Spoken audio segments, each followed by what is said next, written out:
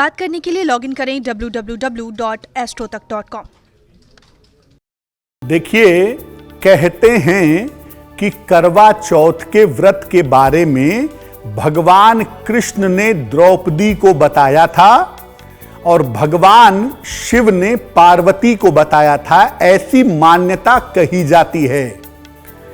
करवा चौथ का व्रत कार्तिक कृष्ण पक्ष की चतुर्थी तिथि को रखा जाता है। यह पर्व कार्तिक कृष्ण चतुर्थी को मनाया जाता है। मिट्टी का एक टोटी नुमा पात्र होता है जिससे जल अर्पित करते हैं, उसको करवा कहते हैं, और चतुर्थी तिथि को चौथ कहते हैं। दोनों को मिला करके इसको करवा चौथ कहा जाता है। करवा चौथ पर मुख्यतः भगवान गणेश, गौरी और चंद्रमा की पूजा की जाती है।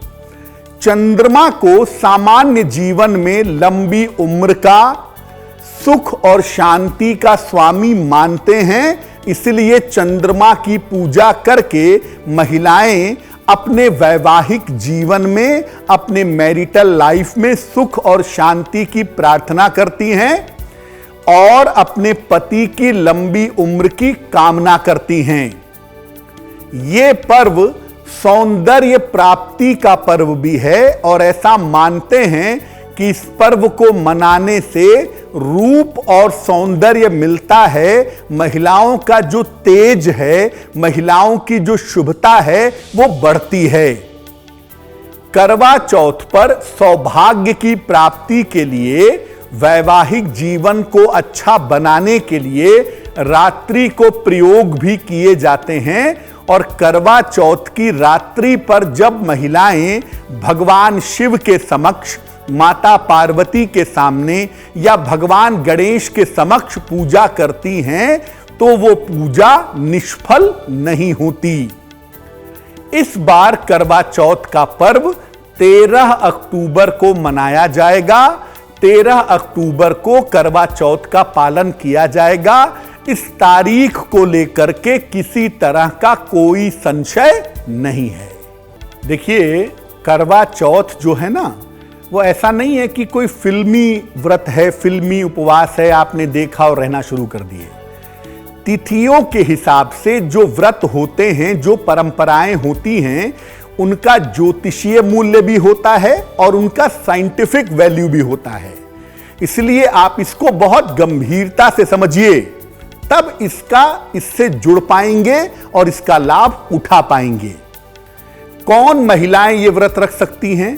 केवल सुहागन महिलाएं ये व्रत रखें, या जिन बालिकाओं का रिश्ता तय हो गया है, ऐसी बालिकाएं भी ये व्रत रख सकती हैं। यानी आपको पता होना चाहिए कि आप किसके लिए ये व्रत रख रही हैं। सुहागन हैं तो अपने पति के लिए रखें, और अगर शादी तय हो गई है तो अपने होने वाले पति के लिए रखें। यह व्रत सूर्योदय से चंद्रोदय तक रखा जाएगा। यानी 13 तारीख को सूर्योदय जब हो जाएगा तब से यह व्रत शुरू होगा, और रात में जब चंद्रदेव निकल जाएंगे तब तक यह व्रत रखा जाएगा, उनको जल देने तक। या तो यह व्रत निर्जल रखा जाएगा या केवल लिक्विड लेकर के फल खाकर भी रख सकते हैं, अगर आपका स्वास्थ्य बहुत अच्छा नहीं है तो। व्रत रखने वाली कोई भी महिला काले रंग का वस्त्र या सफेद रंग का वस्त्र न पहने। लाल वस्त्र सबसे ज्यादा शुभ है इस अवसर के लिए। पीला वस्त्र भी बहुत शुभ माना जाता है, वो भी पहना जा सकता है। करवा चौथ के दिन पूर्ण श्रृंगार करके पूजा करनी चाहिए, और रात में जब व्रत समाप्त हो, व्रत का समापन हो, तब पूर्ण भोजन करके इस व्रत को समाप्त करना चाहिए। अगर कोई महिला अस्वस्थ है तो उसके स्थान पर उसके पति भी ये व्रत कर सकते हैं। ऐसा नहीं है कि सारी जिम्मेदारी महिला की ही है और उसी को वैवाहिक जीवन चलाना है। इसलिए अगर कोई महिला व्रत नहीं रख पाती, बहुत बीमार है, नहीं रख सकती व्रत, नहीं पूजा कर सकती, तो उसके पति उसके स्थान पर अपने वैवाहिक जीवन के लिए पत्नी की लंबी आयु के लिए व्रत रख सकते हैं, पूजा कर सकते हैं, ये पूजा भी शुभकारी होगी। और एक बात और समझिए कि जब कोई महिला ये व्रत रख के चंद्रमा की पूजा करती है तो उससे उस महिला की आयु भी बढ़ती है। ऐसा नहीं है कि पति के लिए प्रार्थना कर रही है तो पति की आयु ही बढ़ेगी। जो तपस्या है वो तो महिला कर रही है, जो पूजा है वो महिला कर रही है, तो सर्वाधिक आशीर्वाद उस महिला को प्राप्त होता है। इसलिए उस महिला की आयु भी बढ़ती है, उसके पति की आयु भी बढ़ती है और उसका वैवाहिक जीवन बेहतर होता है।